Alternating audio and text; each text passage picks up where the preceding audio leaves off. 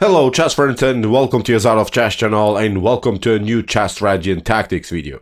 So in this video we'll talk about a very important subject in chess endgames. Today we'll talk about the queen and pawn chess endgame in which one opponent has an extra pawn, and it's really tough sometimes to convert these types of positions into a win because your opponent has of course still the best piece on the board. He still has the queen, and in order to win these types of positions you have to include your king into the game. But when you start to play with your king, you're also vulnerable to your opponent's check. So it's really hard. As I said, in my opinion, very important subject. Probably you had many times this position. So today we're trying to solve this position from white perspective. Let's see now how to convert this position into a win. And I've sorted out a really beautiful game that has been played recently in the Computer Rapid Chess Championship between the two top engines, Stockfish 16, the latest version of Stockfish, against Lila C0, where they reached this position. Stockfish played here with the white pieces. Let's see now the most powerful engine, how it's simply solving this position, how it converts this position into wins. So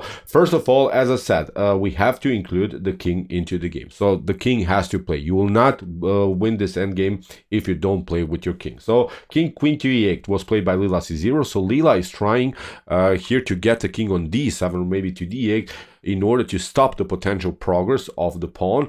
Is trying to create a certain blockade with the king and then to play freely with the queen and deliver some checks and not allow you to promote the pawn on the d file. But Stockfish is not allowing that. First of all, queen to e4. If black, for instance, goes here to d8 or d7, then there is this problem. Queen to h4 wins simply the pawn. The same thing happens after king to d7. Queen to f5 is again simply winning the game, because when we get the pawn on h5 now, then we will create, I think, also passer on the h file. So the position would be simply too stretched for the queen. So we would have a pawn on the d file, one on the h file.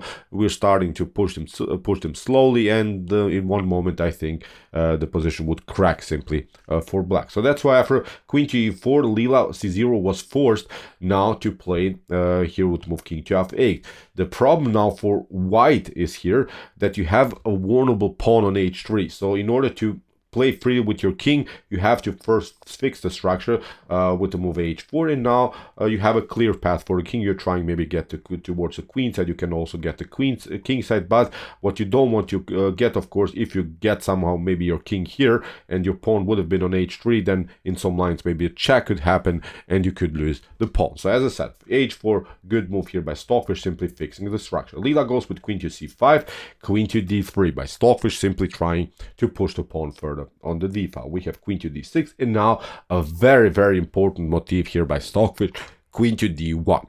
It attacks the pawn. If of course black tries to defend it somehow, then this pawn is marching.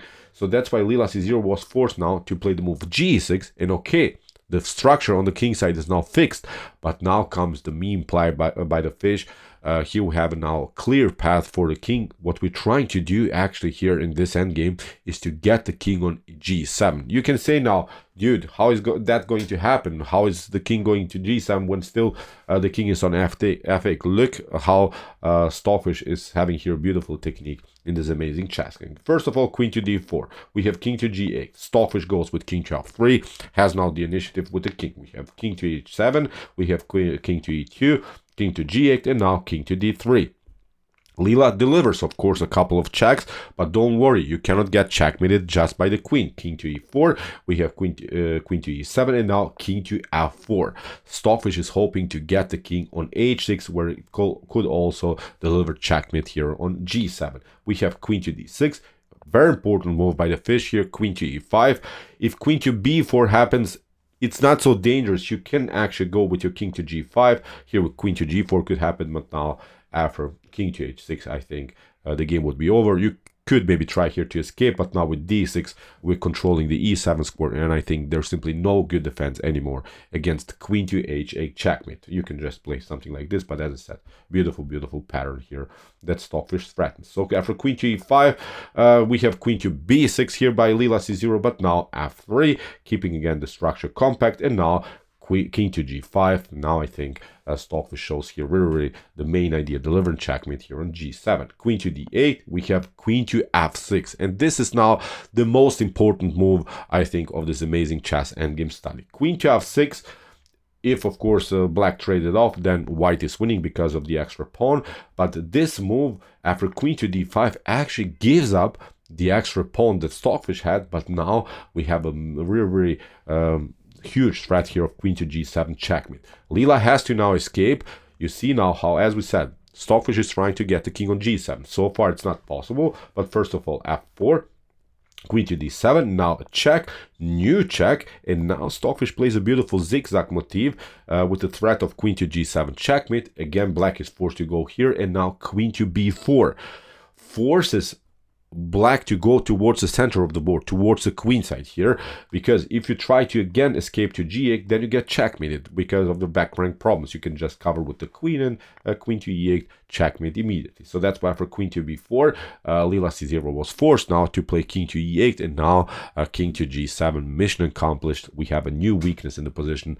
Now we're targeting here the f7 pawn. We have queen to e7, Stockfish delivers the new check, f5, beautiful move that splits the pawn chain. No good checks by the queen are possible.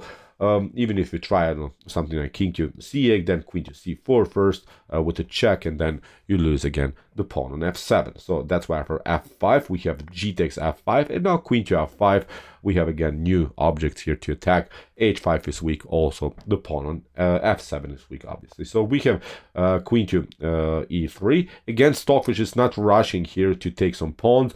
First the check, another check, and now after queen to d6, the pawn on g3 is protected, comes of course with a check, and now game over, I think, here for black. The main pawn is lost now. Here Lila c0 tried, of course, to battle somehow, but after queen to g5, also this pawn was taken, and after a couple more moves, Lila c0 resigned. So 2 pawns connected here, and what we have to also say, the king is simply too far away now from the action. The king is now on the edge of the board. So you could deliver, of course, a couple of checks, but with the queen, with the pawns, you will cover yourself. If the queens are off the board in some lines, if white manages, of course, to trade off the queens, again, it would be game over here for black. Great technique here by Stockfish 16. So, okay, I hope that you enjoyed the study. In my opinion, really important one.